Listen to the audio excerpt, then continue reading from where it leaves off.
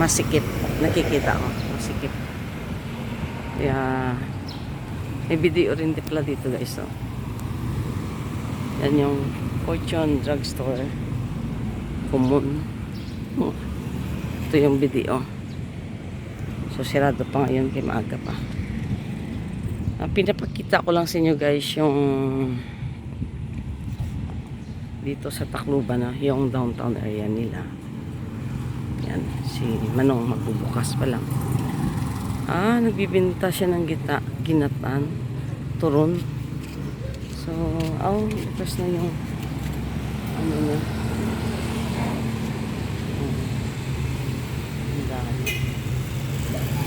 Pero medyo kaya din kasi medyo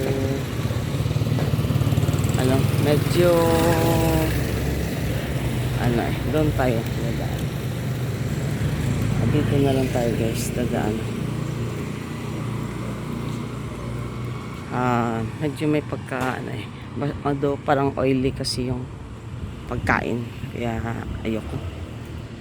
Pagka oily foods kasi guys, okay lang yung baboy pag mga adobo, di ba? Hindi yung parang ginadubo mo siya, parang hindi ko type yung pagka luto. Kasi minsan pag nagluto ako na mas fresh yung mga gulay, yung mga ampalaya, hindi ko na pinalagyan yan ng mga oil. Pwede ka naman kumain ng walang oil na vegetables eh. No need for you nga mag-isa-gisa ka. Pero pag mga pag mga manok yung niluto mo kasi, pag hindi mo ginisa, malalansa, di ba? So depende yun sa niluluto mo kung kailan kang gumamit ng oil.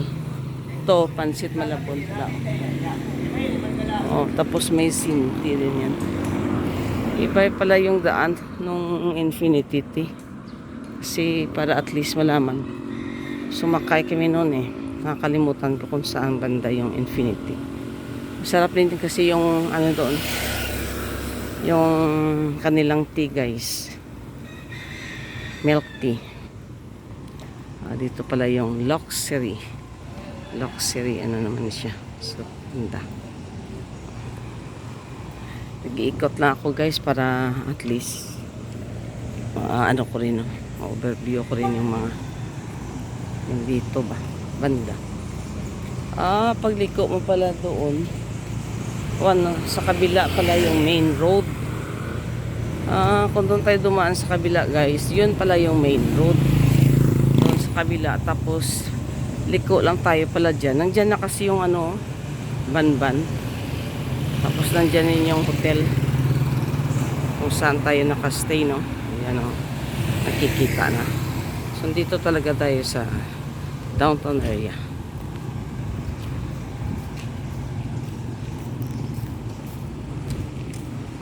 Yan kasi yung no? Pwede ka rin yan dyan. Ayan, ang ganda na. So, yan, malayo. Maikot mo lang pala guys.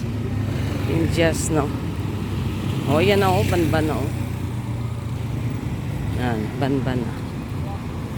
So, yan. Dadaan tayo dito sa kanila.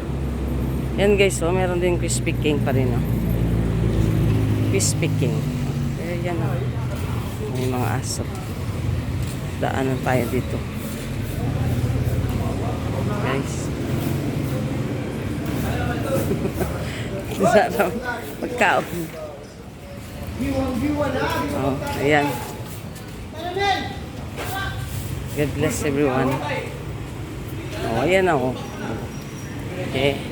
Tapos punta ka naman dito. Ayan Crispy King na naman. So God bless everyone.